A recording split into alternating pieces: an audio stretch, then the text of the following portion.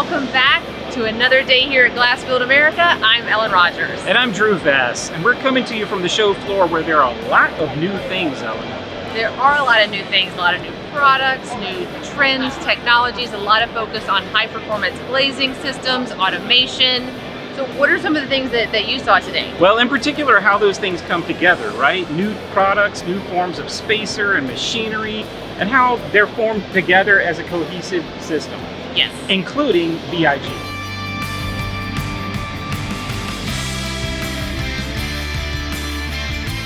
Fernando, I love this display. It is so eye-catching. It's so beautiful. Tell me, what are we doing with the champagne?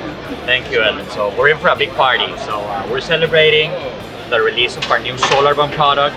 Talking to the design community, talking to architects, we started to see the need for a low-E coating that instead of having the traditional blue silver reflection like some of our R100 or R77 products, they wanted a more warm bronze kind of champagne looking. That word actually came from the design community. People are starting to work more white, more clear finishes on the outside of buildings, so they wanted to match it with a warm colored low-E coating. So that's how the idea first came to be. Oh, that's great. So where do you see this being used and what type of projects? Absolutely. So actually many of the initial requests came from architects in Florida. However, we've started to see this also in places like California, Texas. But you also made some pretty big news this week, Oh, absolutely. I understand. And so I think we're going to go over and talk with Drew because he's going to learn a little bit more about that. Juan, for the longest time, VIG's been one of the industry's more exciting products, right? But one of the obstacles, of course, is availability here in the US. I understand you have some news on that front. Yeah, actually, as you're saying, is something very interesting, something that our customers are really wanting to get from us. And we just renewed an agreement that we had previously with our technology partner, Landback in China. And we're going to be bringing that into the US. Our commitment right now is to have a facility up and running here in the United States for us to supply this technology to the US market. That's the whole idea. And I noticed you have what looks like a retrofit window here. Yeah. Okay, and that's going to go into an actual project. That's correct. It's actually going into a project we have with the school here in the US. We have worked with several schools, and this one's specifically a mock-up that we did for them. The glass is leaded, but it's not leaded on the inside as it usually is. This is only for the looks, but the vacuum insulated glass is inside. All right, Drew, I got another joke for you. Okay. Okay. Why did the contract glazer quit his job? I don't know. It was too transparent. Did you get that off of AI? I might have. Well, you're not going to escape AI at any of these shows these days, including a new AI assistant from A&W. Let's have a look.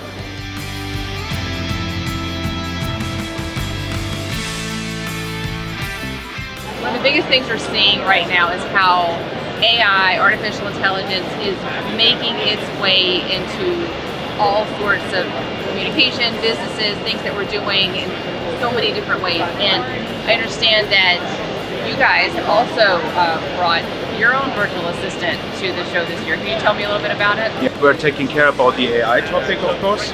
First learning internally with an internal chatbot to gather some experience how this is all working.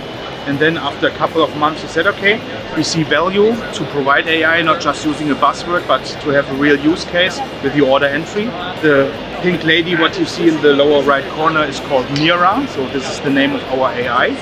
And she will scan the box and then recognize new orders and PDFs coming in. It's imported with an OCR scanner. This is one AI going through and then making a plain text out of it. And then in the end, we will have another AI analyzing this and try then to do the mapping. On the customer order, the data needs to be mapped to your or our customers' master data. So then you can see the output here where there's the customer info, the delivery info, and then the main thing, what is important, is the items. And in the items you have confidence factor, so the AI will say, okay, I'm quite confident. So in the end, it's increasing the productivity of the order entry of our customer by supporting the order entry stuff.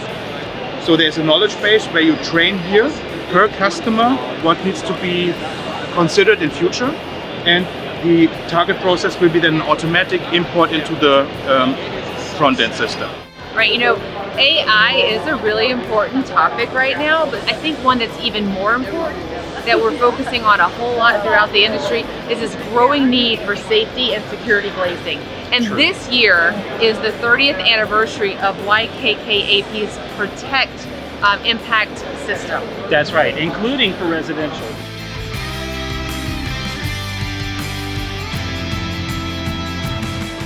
So I know this is a pretty significant milestone year because it's 30 years of the Protect product line. So kind of just walk me through, how are we different, these products different now compared to where they were when we first started?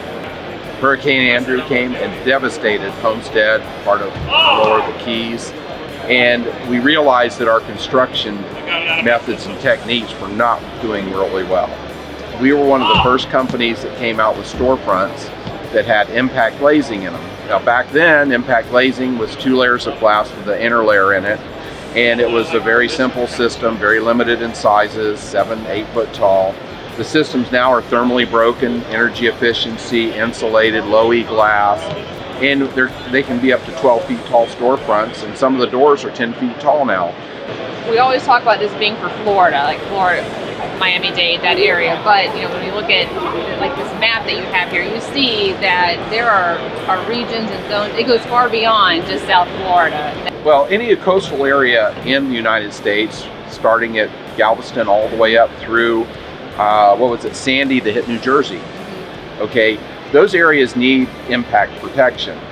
But what a lot of people don't realize is a lot of our impact systems are being sold in areas where we'll never have a hurricane. They're using them as a security measure to protect their homes, protect schools, protect their inventories and businesses.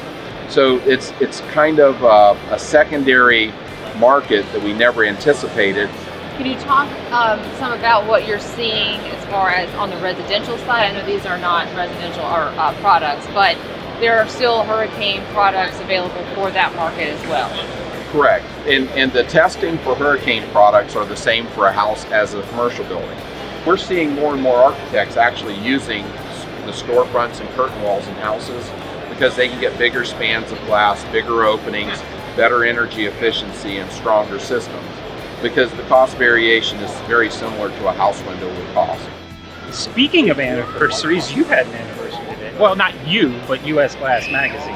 That's right. US Glass Magazine is celebrating its 60th anniversary this year. And we celebrated with a big cake. It was a big, delicious cake. Yes, it was. We're so grateful for all the support we've had over the years and just being able to be here with the industry and to celebrate this achievement. It was a wonderful day. And thank you for helping us to eat that cake. Yes, absolutely. That's it for today's newscast. But there's more to come, so keep watching. And follow us on social media.